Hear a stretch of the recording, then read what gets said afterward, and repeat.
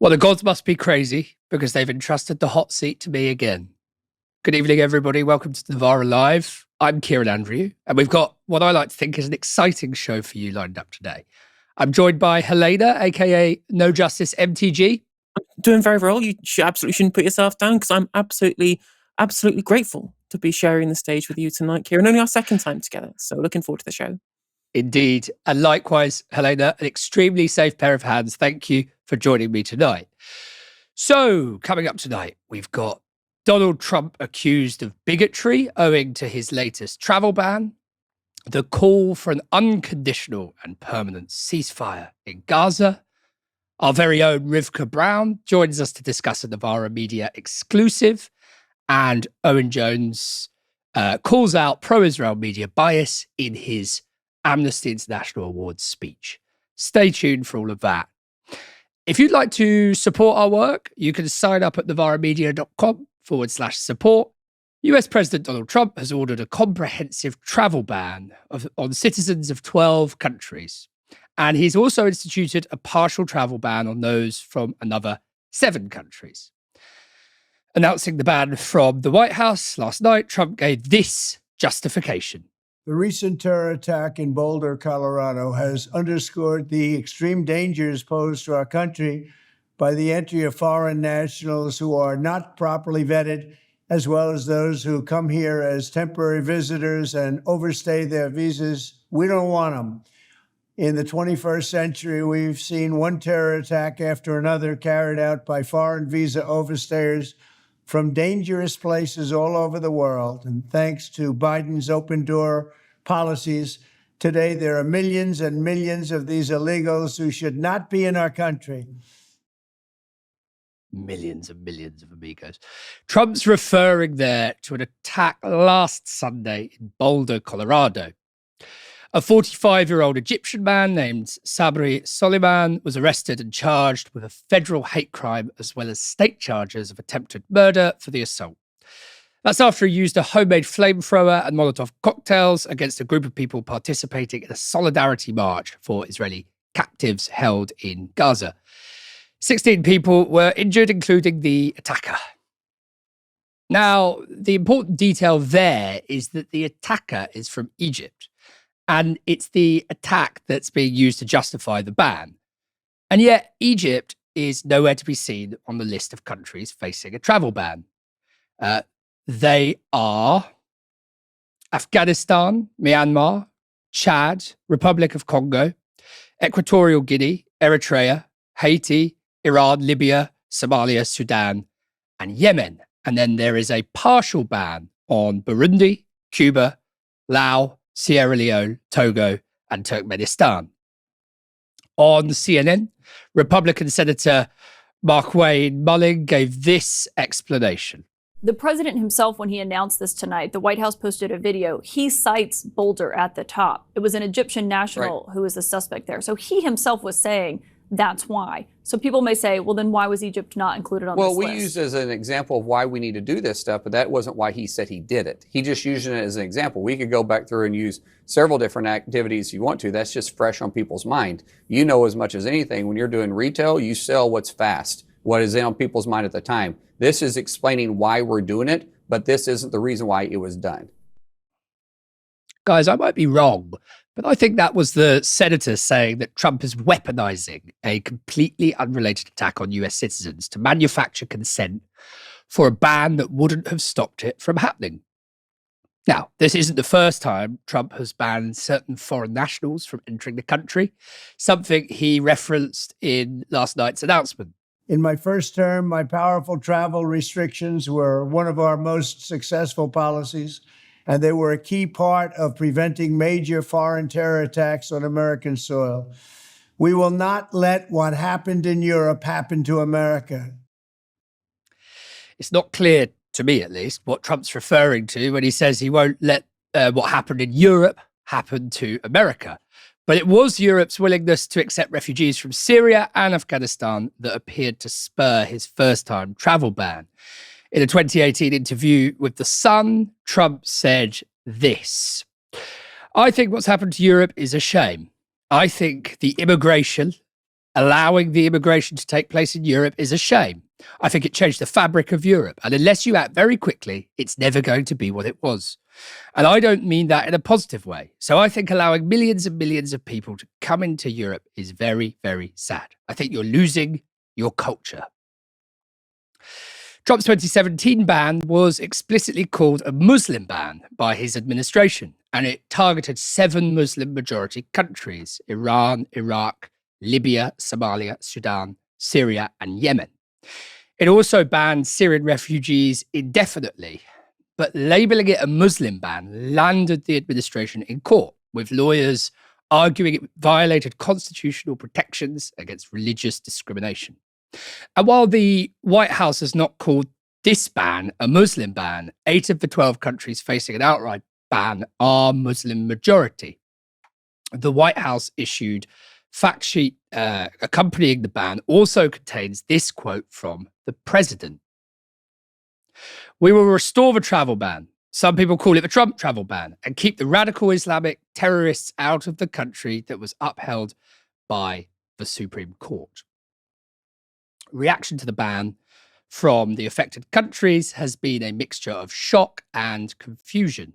Somalia's ambassador to the US said this: "Somalia remains a committed partner in the fight against terrorism and has taken significant steps to strengthen its institutions and improve national security." Afghan Evac is a coalition of 250 organizations that works to support Afghani citizens who worked alongside the US during its occupation of Afghanistan. Its president, Sean Van Diver, said this: "To include Afghanistan, a nation whose people stood alongside American service members for 20 years, is a moral disgrace. It spits in the face of our allies, our veterans, and every value we claim to uphold." In Venezuela, however, the response was a little more sarcastic, with the country's interior minister saying this: "Really, being in the United States is a great risk for any person, not only for Venezuelans." So, will this ban stay in place, or will the courts overturn it?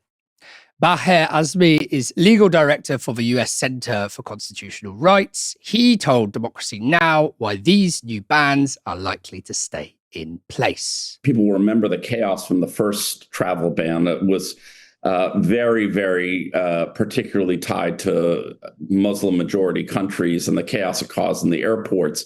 And virtually all the lower courts determined what was very obvious to any human being, which is this was discriminatory. It's discriminatory on the basis of religion and national origin, namely excluding Muslims alone, and therefore should violate the Constitution.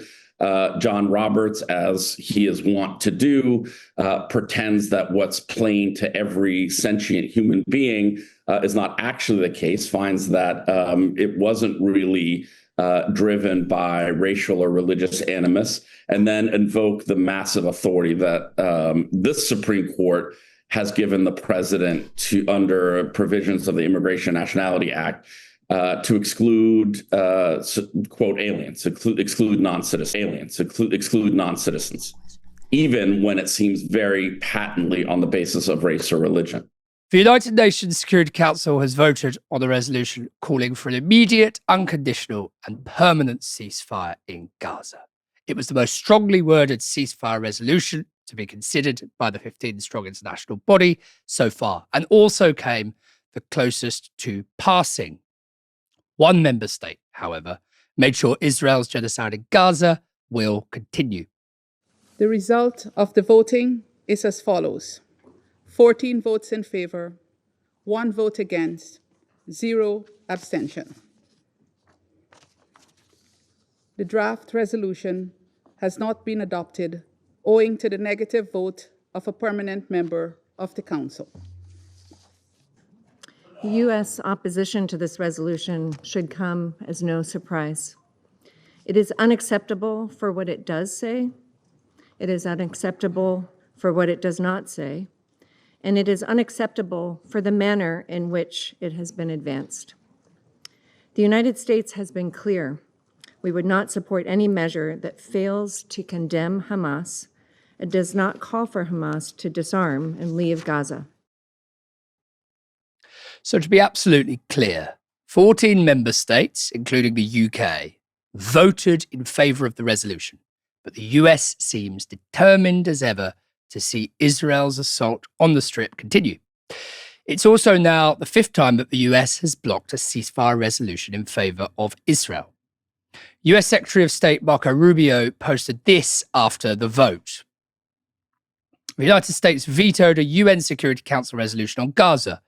This resolution would have only served to advance the interests of Hamas terrorists while undermining diplomatic efforts. Any UN measure should clearly condemn Hamas and call for them to disarm and leave Gaza. The US will continue to stand with Israel.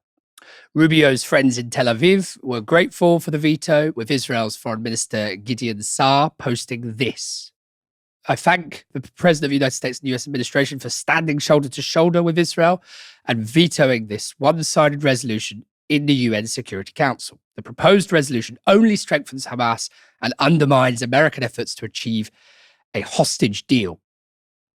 Now, the UK is obviously a major ally of both the US and Israel. British ambassador to the UN, Barbara Woodward, explained why the UK went against those allies, posting this. The UK voted for today's resolution because Israel's block on aid into Gaza needs to end. Israel's new system is not working. Palestinians have been killed as they try to reach the very few aid sites that Israel has permitted. It is inhumane. Israel must let the UN save lives. Of course, it's pretty easy to vote in favour of a ceasefire when you know someone else is going to veto it. Responding to the veto, Hamas said this.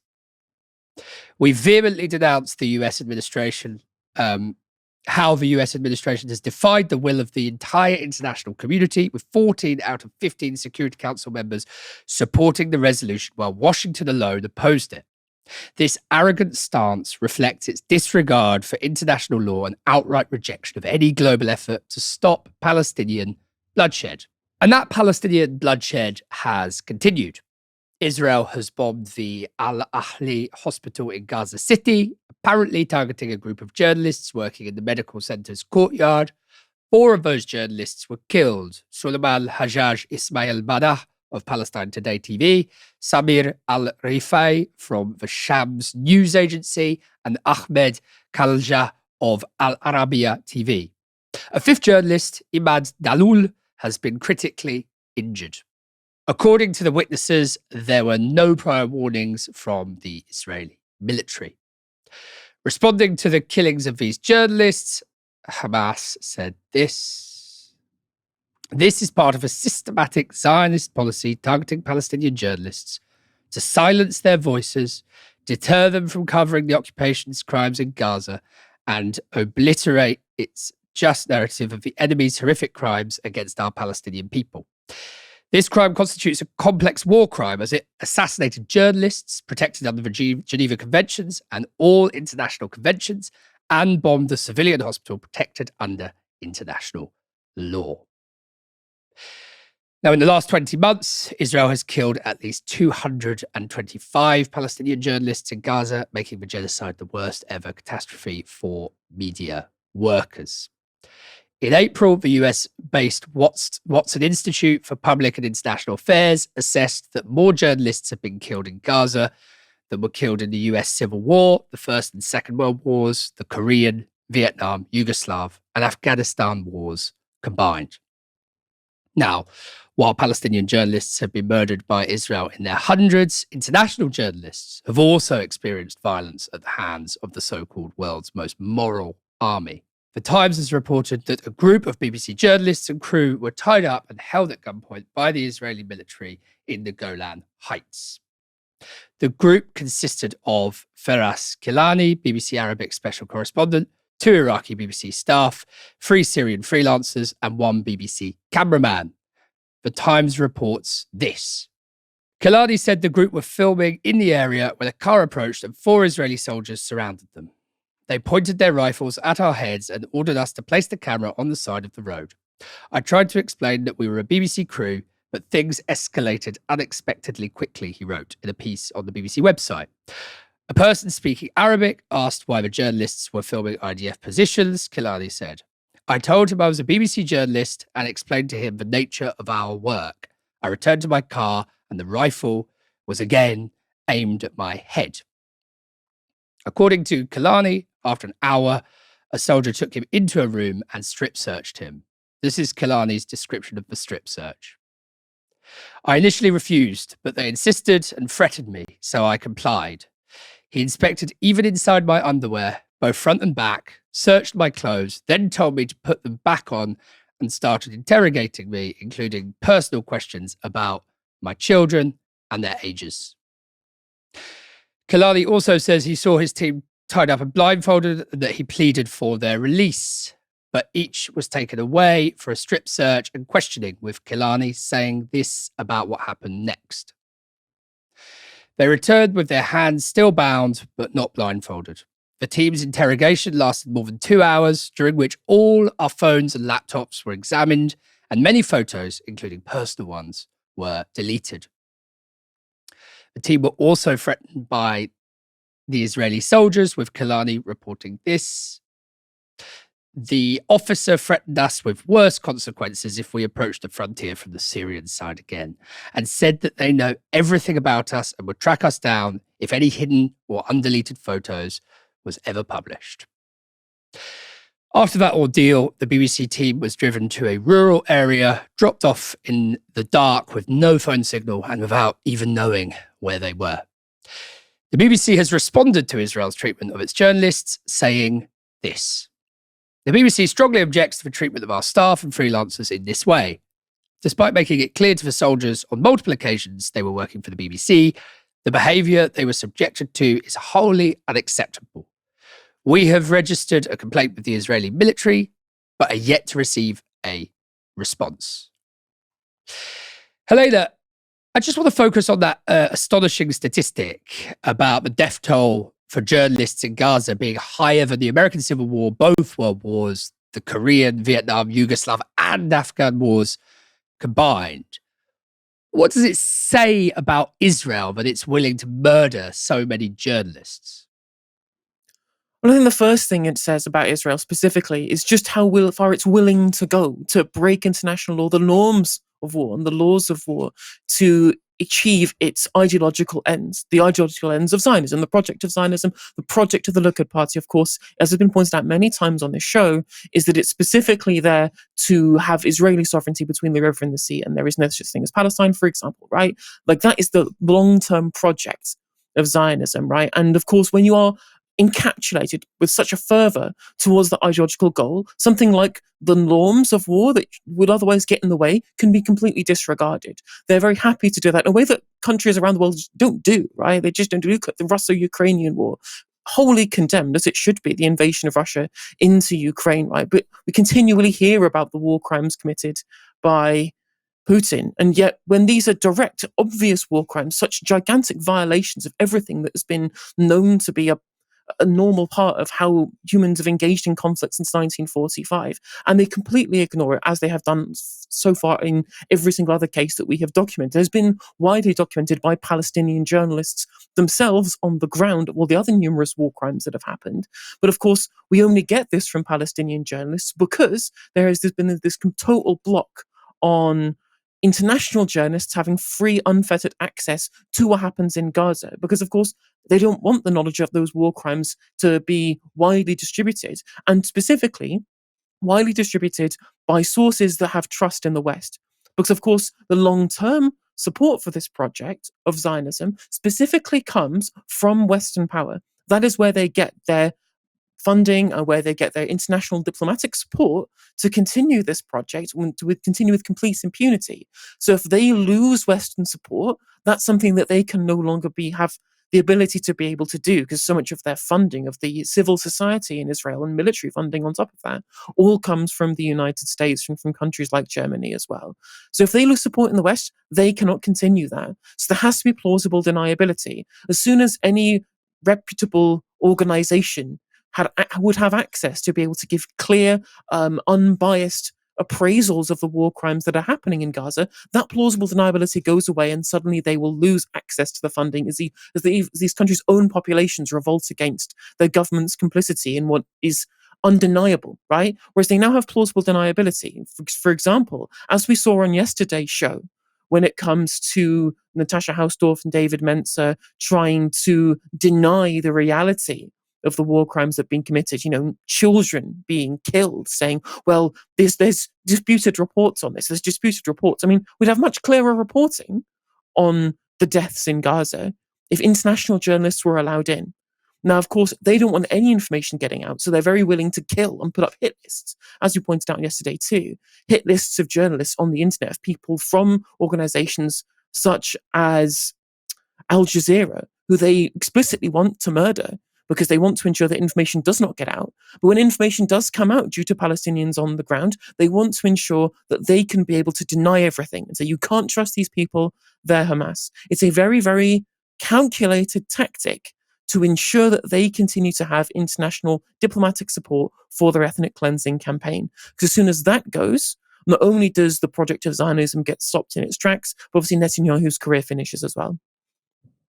Yeah, it's remarkable. I mean, for about 60 years, maybe, I mean, it's rough periodization, but for about 60 years, Israel didn't really need to strangulate the access of information formally with journalists and so on in the way that it's doing now. It could rely on its kind of romanticizing Hasbara machine, propaganda machine, to do the job for it. Maybe 50, 60 years, it started to come apart at the seams in the 1990s.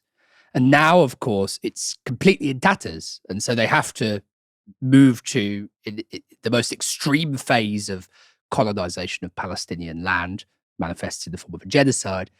They have to move from Hasbara into a total ban on journalists and on any kind of informational flows that aren't entirely biased and controlled by Israel. Okay, now, before we move on to our next story, I want to share some great news. And it's down to all of you, actually.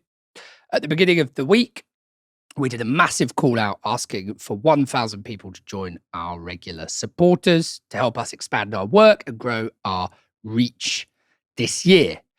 We've been blown away by the response, and I'm really happy to share that we are now just over halfway to this target. That's right. At last count, 556 people had chosen to back our work.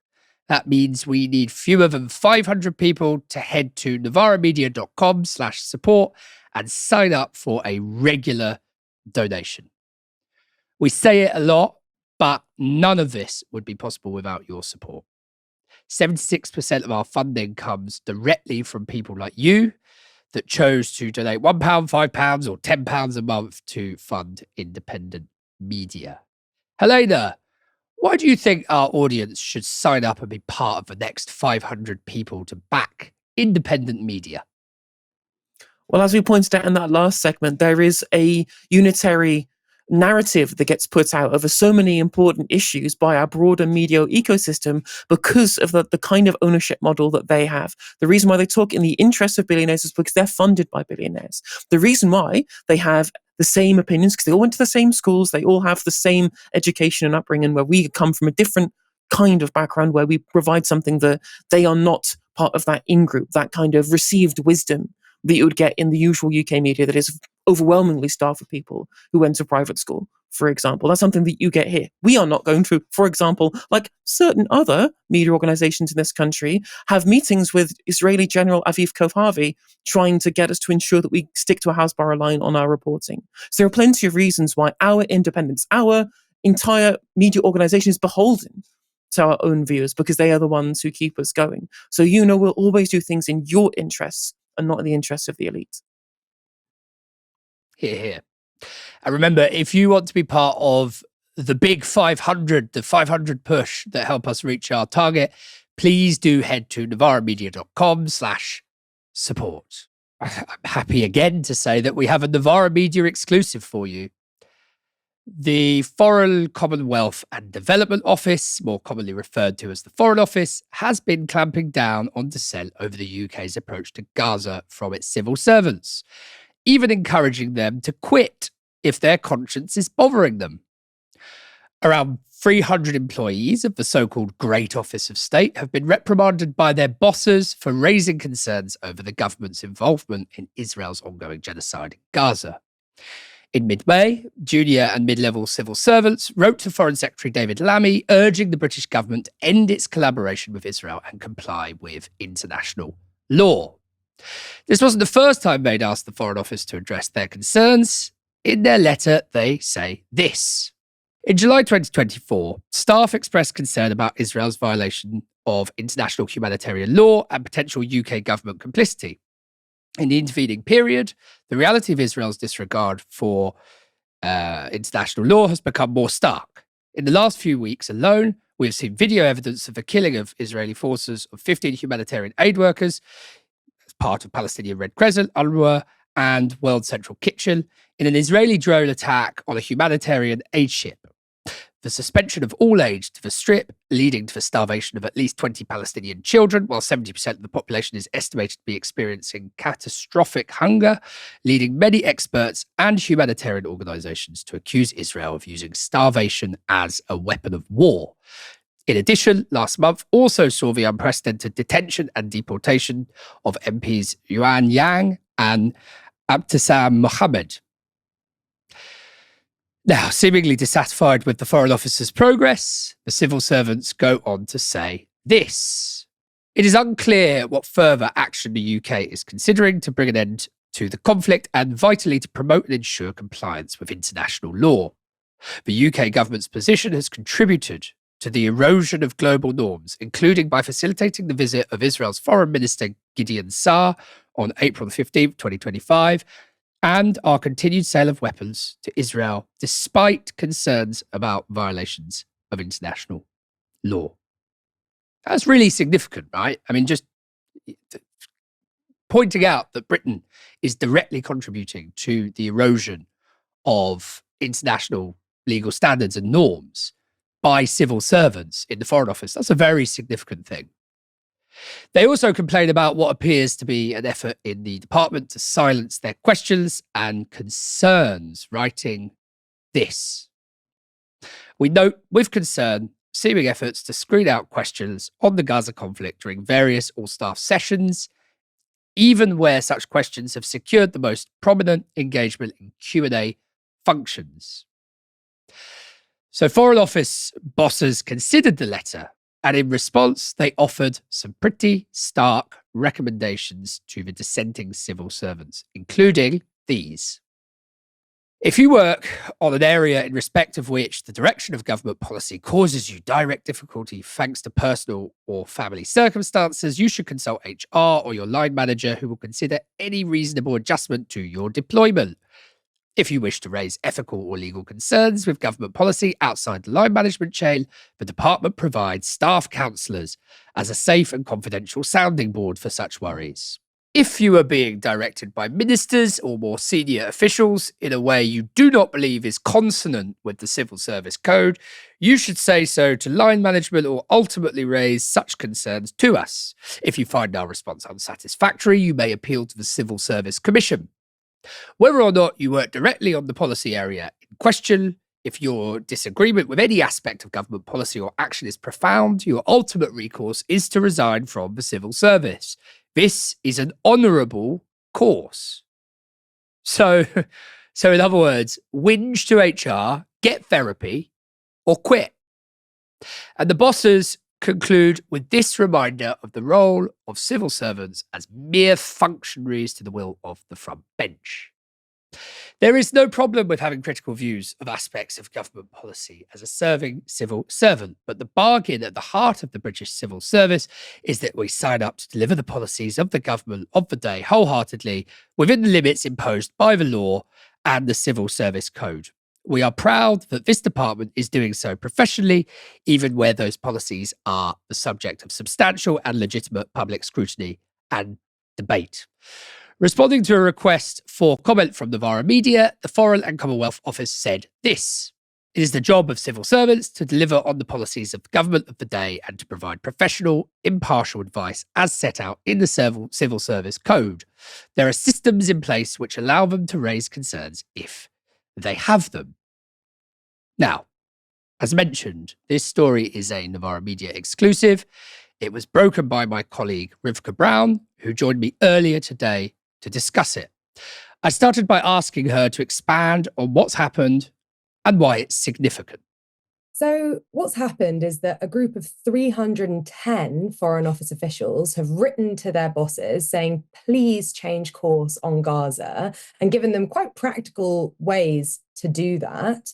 And officials have responded, senior officials have responded, not just dismissing them, but saying, if you're not happy, resign.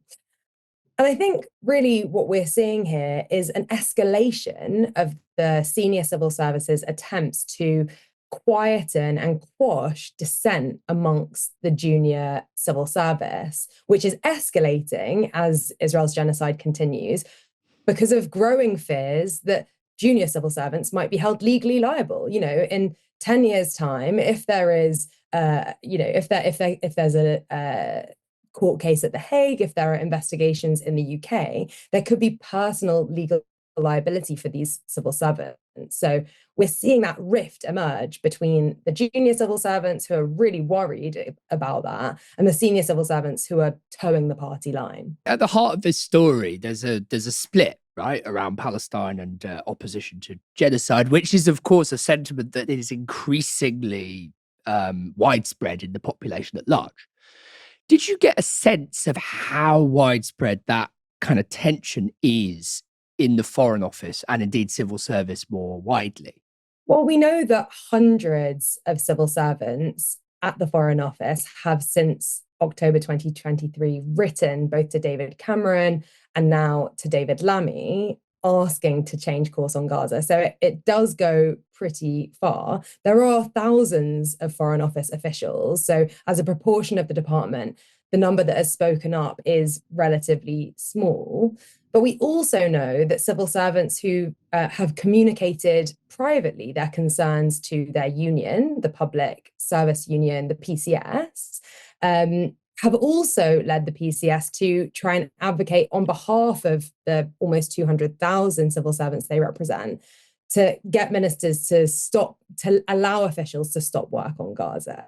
So I do think that the sentiment goes much broader than the 310 in this letter, but people don't feel emboldened to speak up publicly because of what the article I've written describes as a culture of fear. You know, there is paranoia amongst junior civil servants that if you speak up, that you will be punished, whether that's with formal discipline or informal forms of discipline, being denied promotion and so on. The civil service, but particularly the Foreign Office, is deeply hierarchical. So there is a kind of inbuilt deference to authority. So what I'm trying to say, I guess, is that it's difficult to tell. You know, media professionals have been very outspoken on their dissatisfaction with working on Gaza because it's in the nature of our profession to dissent.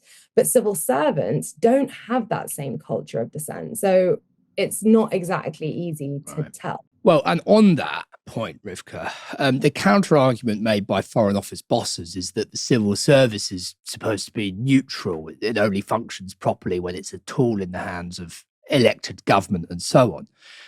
I mean, what's your response to that in the context of this story? Well, I think it's really worrying. You know, the thing that Oliver Robbins and Nick Dyer, the two most senior Foreign Office officials, say in their letter to their juniors is the bargain at the heart of the civil service is effectively that we do what ministers tell us to do within the law and the civil service code, you know, like it or lump it effectively. But actually, the civil service code also includes values like integrity and honesty, values which were particularly highlighted by the Chilcot inquiry into the Iraq War. You know, there is a danger, Chilcot said, of groupthink within the civil service, of a can-do, overly can-do attitude amongst officials.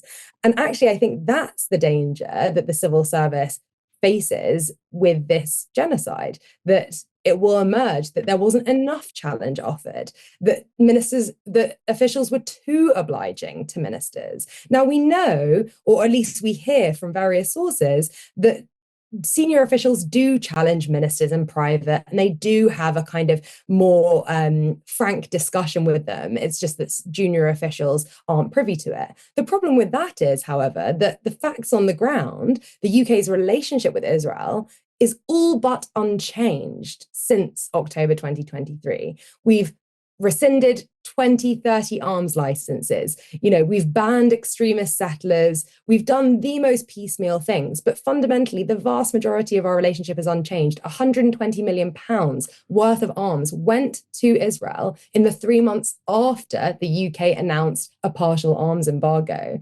I think you can kind of say all you want, as ministers tend to do and officials tend to do internally. We are having challenging discussions. But if the facts on the ground aren't changing, then no one's going to believe you. Did the civil servants you spoke to anonymously indicate what their next steps might be? So, are they planning to escalate, or did they give you any kind of indication of what comes next? Well, unfortunately, I think that the mechanisms available to civil servants internally are being continually shut down. One of the things I highlight in this piece is the efficacy of senior civil servants at atomizing the departments that they manage. So in the Foreign Office, it's making sure that the team that's working on international humanitarian law in Gaza doesn't speak to the rest of the department, making sure that there are listening circles for staff, but that those are confidential, anonymous, and don't really go anywhere. So I do think there is a sense of disempowerment and kind of, not really knowing where to go with this. And I think also that public kind of coverage of dissent within department to encourage civil servants to feel like they can dissent. And obviously, my inbox is always open to anybody who has stories to share or sentiments to share with us. But I think that it's an incredibly difficult situation that civil servants find themselves in. And I think more and more are finding that their only option is certainly to avoid legal liability in the future, is simply to leave their jobs or the civil service altogether. That was my conversation with Rivkah earlier today about her exclusive story. The Amnesty International Media Awards were handed out in London on Wednesday night, held at the British Film Institute. Amongst the winners and the nominees were some excellent journalists who took great risks to expose human rights abuses, war crimes, and other violations of international law around the world. Now, you may remember that we were up for an award with Novara Media's Ash Sarkar and Michael Walker being nominated for the first ever Amnesty People's Choice Award for their work on this show, Novara Live. The winner was decided by a public vote, and sadly, it wasn't us. Instead, though, and very happily, a very good friend of the show, Owen Jones, took the prize. And he used the opportunity to let the legacy media have it over their complicity in Israel's genocide in Gaza. Gaza is a crime scene. Dust it off, and you will find the fingerprints of British editors and British journalists amongst the apocalyptic rubble. British media outlets, including some represented here today, have not been passive bystanders in one of the great crimes of our age, but they have been active participants. From the very beginning, there was an avalanche of genocidal and criminal statements of intent by Israeli leaders, and yet the Western media buried these statements or simply didn't cover them at all, let alone frame their coverage around them, despite them offering the most accurate roadmap to what Israel, in fact, went on to do. Even today, Western media outlets refuse to accurately reflect unambiguously genocidal official Israeli policy. There hasn't even been the slightest pretense that Palestinian life has any worth whatsoever. The lie of beheaded Israeli babies received infinitely more outrage and coverage than the actual mass butchery of Palestinian babies it was used to justify. The Western media has continually amplified Israeli lies despite overwhelming evidence of relentless deceit. Palestinian voices have been systematically marginalized or subjected to perverse show trials on BBC and Sky News. Atrocities have been ignored and whitewashed, Israeli guilt repeatedly erased, the facts of international law suppressed.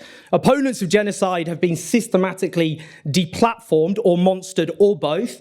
And the vast majority of Western journalists couldn't even utter one sentence of solidarity with their Palestinian colleagues in Gaza as they suffered the worst slaughter of journalists in the history of our species. Yeah, really powerful stuff. That wasn't the end of it, though. Owen went on to call for justice. There must be a reckoning.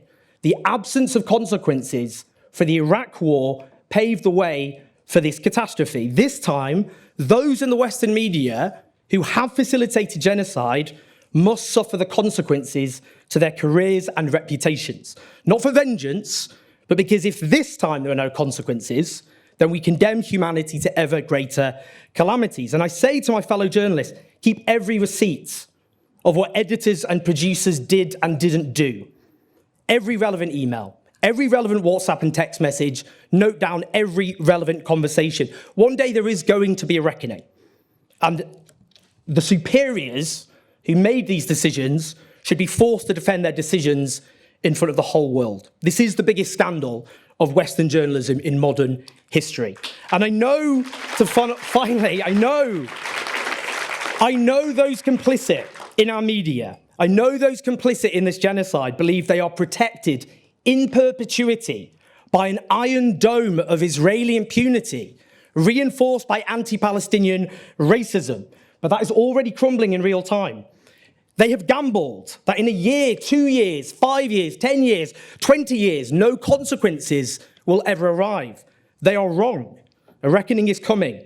And to the guilty men and women of the Western media, they are going to pay for what they have done to the Palestinian people. Thank you.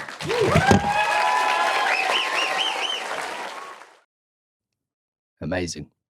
Amazing stuff. Earlier today, I spoke to Owen, fresh from his win and his barnstorming speech, and I began by asking him how the room reacted to that message. I was worried about that, in that, even though I knew it was the right thing to do, if I won, I knew I would have to say what I said. You know, I mean, all the way through this, it's a case of, you know, you've got to do what you've got to do if you want to be able to look yourself in the mirror. And that was definitely, you know, that test was definitely applied to that speech. But, you know, there were lots of journalists from different media organizations. I mean, I was aware, you know, look, I've interviewed BBC staffers as part of my investigation to the BBC's own dire, catastrophic reporting on Israel's genocide, who were deeply unhappy. So just because people work for a media organization, and the sorts of people who turn up to Amnesty are probably more likely to be on the sympathetic end. That said, there is a murder which prevails in the Western media, which is essentially, a lot of journalists believe that critiquing the media and other journalists is some sort of hate crime, essentially. You know, they're beyond scrutiny. Even though, as I noted, the media play a very powerful role, including in this case, facilitating a genocide. So, I mean, you know, people were cheering, but I don't know who was cheering, because a lot, you know, a significant part of the room are people who work for Amnesty International. So it might have been them. No one came up to me afterwards and condemned me. Unfortunately, I had no denunciations. I think it would have not looked good if they did that. But I do understand there were people in the audience who did not like my speech. Well, you've touched on some of that there already, but I mean, how instrumental do you think the British media complicity has been in enabling the Gaza genocide? I mean, like, when all is said and done, how will its role be written into the history books? Western journalists overall would say we haven't dropped any bombs, but the journalists in Rwanda who ended up getting locked up for facilitating for their role in the genocide, their defense of we didn't swing any machetes didn't preserve them from the jail cell. Now, in the case of this genocide, the role of the Western media is absolutely critical. And it's critical because the scale of this crime is so enormous that the only possible way that it was politically possible for this genocide to continue to be armed and supported and facilitated directly by Western governments, which everyone can just understand without me having to unpick that, is with the role of the Western media. And what they've done all the way through is strip away intent. So basically what happens is Israeli leaders and officials, as the Israeli American Associate Professor of Genocide and Holocaust Studies told me in November 2023, intent is very rarely so explicitly spoken. They buried that intent. So a lot of those statements just happened, as far as the Western media concerned, in a parallel universe. Israeli leaders and officials saying the most genocidal things possible. They're, because they would go, well, we have to get both sides of the story. We've got to go to Israel for a comment. They could quote that, couldn't they? That would be quoting all sides involved. Instead, they just regurgitate the press statements issued to the Western media, in which are just formulated to try and deceive Western audiences because they sound completely different from how they speak to Israeli audiences. That's just one example. They've whitewashed atrocities. They just airbrushed many atrocities out of existence as like they didn't happen. They have treated Palestinian life, as I said, as having essentially no real meaning. Not even the tiniest fraction of worth of an Israeli life or those deemed us, the Western lives. And what they've done is, Palestinian voices, including Palestinians from Gaza who have just had their relatives, entire families often slaughtered. I think, for example, Ahmed al-Naouk, who was there yesterday, brilliant Palestinian journalist, in one strike, 21 members of his family were killed. He went on TV and it was like he was on trial. We've had that phenomenon. It's disgusting. We've had that phenomenon all the way through. So basically what they've done is what should just be and should have been understood as one of the great crimes of our age at the beginning, which is what I said. The point I made is what I've made repeatedly is you didn't need to be a prophet. You didn't need to be a genius. You didn't need to be a radical or a scholar.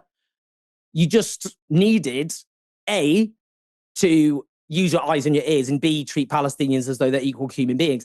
I said in October 2023 that this would be one of the great crimes of our age because it was obvious. It's even having to engage with, a lot of the time just talking about this feels like we're debating, is the earth flat or not? Because that's the level of discussion that we're forced to have.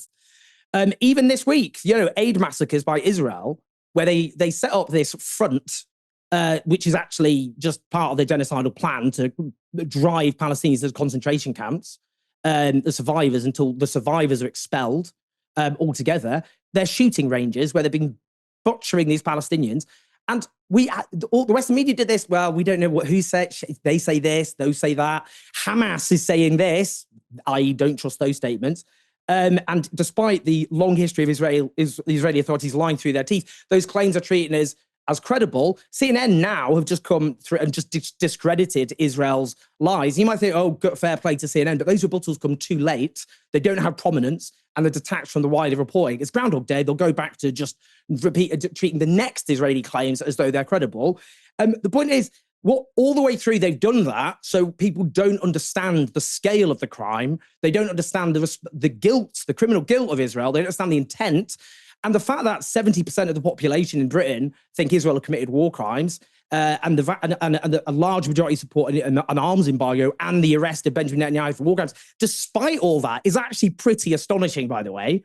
But that shows the scale of crime is so extreme. But the point is, it would be politically impossible. Kit Malthouse, a Conservative MP, of all people, did a brilliant speech yesterday. And he said, if this was a different situation, Britain would be talking about sending in the army, if the roles were reversed. That's what he said. And that is absolutely true. What happened in Kosovo, I'm not belittling what the Serb army did in Kosovo, but it wasn't a fraction as extreme as this. And we went to war over that. In theory, that was the pretext. I think just it would not be politically possible. This is such an extreme, obvious genocide. If the Western media just said what was happening accurately and framed it correctly and gave it the prominence and expressed it with the gravity it deserves, this would have been impossible. So that's why it's directly facilitated. It's not just complicity. It would not happen without them. That's the point that I wanted to make. Absolutely. So, Kit Malthouse is a good bellwether in a way, isn't he? I'm just wondering, do you sense a genuine sea change in the way the media thinks about reports on Palestine, Gaza, and Israel now, going forward? So, too little, too late, of course, but have we crossed a kind of Rubicon where future Israeli propagandists can expect less and less kind of track and Palestinians more and more of a hearing?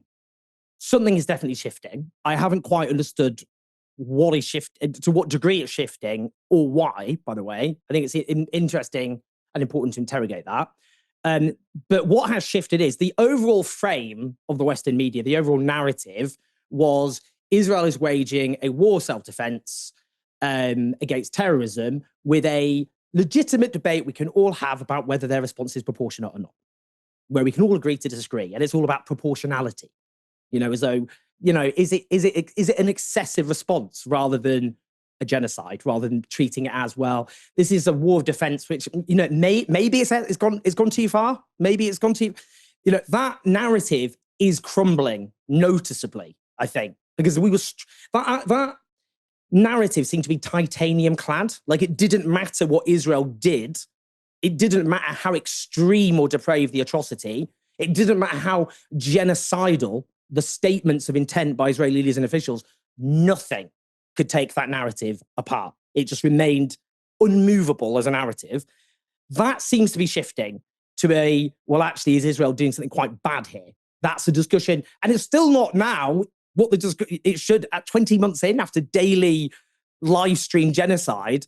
Again, we should not be having a discussion of, is Israel doing something quite bad here? It should just be an obvious, the world is round. Israel is committing heinous atrocities on a daily basis. But we are now, it's shifted to that. That's the discussion. Is Israel doing something quite bad here? Is now the live discussion the Western media are having.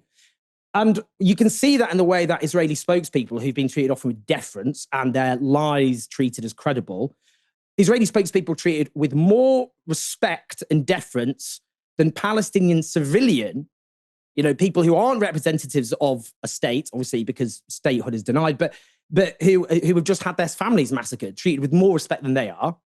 Now they're being interrogated on the basis of, we don't believe what you are saying. And we don't, that was clear with Channel 4 News with David Menzer, really grotesque Israeli spokesperson, who used to be the head of Labour Friends of Israel and ran David Lammy, the now Foreign Secretary's campaign for London Mayor in 2014. He was then challenged as if, you're talking nonsense. Actually, I don't believe your claims. But I mean, it's almost, what I worry about sometimes, the bar is on the floor. You're kind of almost like, a crumb of scrutiny, and you get, we shouldn't get too excited or give too much credit for that. Given that what should be discussed is how, the discussion, if this was a media working properly, should be, how does this terrible crime be stopped? What intervention is the British government going to do to stop this from happening? Rather than, do we believe what Israel's saying, actually? Maybe it's not true. Maybe this is actually bad, and that we should discuss that. So I think things are shifting, and I think things are shifting because people think, actually, there's going to be a reckoning. I do believe that. And actually, you mentioned Kit Malthouse. He challenged Hamish Falconer, the dweeb Nepo baby, who's the minister for the Middle East. And he said the other week, what legal advice have you taken for your own personal legal liability, as well as the liability of the Foreign Secretary and the Prime Minister and other ministers, including former ministers, he meant Conservative ministers. And he said, given the coming reckoning, he said reckoning. I think people think that. I think they're starting to think, oh my God, this is actually so extreme and going to end up being even more extreme, that actually people are going to be asked, what did you do at this particular time? That's my sense. But you've got almost a clash of breaking from the consensus. You risk being smeared and attacked, your reputation destroyed or whatever. You're not being treated as legitimate in the media. Your legitimacy as a commentator is stripped away, you fear, if you challenge the narrative on this. But it's also, that's colliding with, I might go down in history as someone who actually played a really bad role and people will condemn me for it. And I think they're colliding. So that was me speaking to Owen earlier today. We're running out of time, so I want to go straight to Helena to get your reaction. Helena, what did you make of Owen's speech? I mean, he's 100% correct in everything, especially what you spoke about in that conversation you had with him earlier today, about the fact that it is necessary to ensure that the Israeli narrative is fundamentally fermented throughout Western society to ensure the populations are not so totally in hoc with their own government's position, or so in hoc with their government's position, that they do not dare criticize their government's complicity. And the media is an incredibly large part of what I mentioned before about the plausible deniability of what Israel's been doing in the Gaza Strip for the last 19 months, right? And I couldn't think of somebody more deserving of the People's Choice Award, the Amnesty Journalism Awards, than Owen Jones. I really couldn't think of somebody who's been so tirelessly committed to the Palestinian cause for so long, put so much on the line. I want to take everybody back to the 10th of October, 2023, right? 3 days after Operation Al-Aqsa Flood, when he was on a Sky News discussion panel with Margaret Hodge. And Owen Jones was unequivocally condemning war crimes on all sides, of course, but specifically talking about what would happen, what would absolutely happen, and what has happened with Israel's overwhelming response and their use of what happened on October the 7th to commit the genocide that they have committed over those last 19 months. And he was dismissed by Margaret Hodge as saying, oh, well, you want to talk about is Palestine. You have this obsession, as do so many other people, with the issue of Palestine, right? And I'm just like, how silly does she look now? How silly does she look now? After everything that's happened, after everything that Owen Jones accurately predicted, it's clear as day that Owen Jones has been an incredibly big figure in broadcasting to people who would listen the crimes that our governments and our media have been complicit in for those last 90 months, and indeed for the last 77 years. He has been critical of everything that's been going on so far as to put his own reputation on the line, smeared personally as an anti-Semite for all of his correct criticism of Israel, putting his journalistic career and his own financial circumstances on the line to ensure that he had legal defense over his investigations into incredibly large organizations over their complicity with Israel's genocide. Daily content on his own channel, where he has spoken to experts, people who are on the ground in Israel who protest their own government. His most popular video on his channel on YouTube, for example, is a conversation that he has with an ex-IDF soldier calling out their own war crimes and renouncing his participation in the IDF's occupation of Palestine. He's an incredibly important figure, someone who's done incredible work, and I am so glad to hear him given such a large platform to call these people out for what they've done. And so thank you, Owen, for that. Yeah, I totally agree. And what you saw from Owen earlier, and indeed what you just heard from Helena, is exactly why independent media is so important. And as Owen pointed out, editorial decisions made for political or financial reasons stop legacy media from being able to report the truth. Our supporter-funded model, on the other hand, allows us to be editorially independent, and we've seen just how vital that is. We're one of the few media outlets reporting the truth on the genocide in Gaza, and as well as our government and mainstream media's complicity in it. And speaking personally as a Palestinian, Palestine was utterly invisible when I was growing up. And when it was visible, it was always cast as the aggressor. That's why I wish that Novara Media had existed when I was growing up, because Novara Media is independent, funded by you, our subscribers. And because of that, we're able to cover Palestine and many other topics without special interests breathing down our necks. And as mentioned earlier, we need just under 500 more of you to join our supporters in helping us build a new media for a different politics. So go on, keep the fight going by heading to novaramedia.com and /support. Thank you for joining me, Helena. It has been a pleasure as always. Absolutely a pleasure to join you, holding not only the powerful to account, but also watching the watchmen, right? People talk about the politicians, the people in power, but the people who are supposed to hold them to account, who will hold them to account? That's what we're for. Beautifully put. Thanks everyone for tuning in. Come back tomorrow for another live stream from 6 p.m. For now, you've been watching Novara Media. Good night.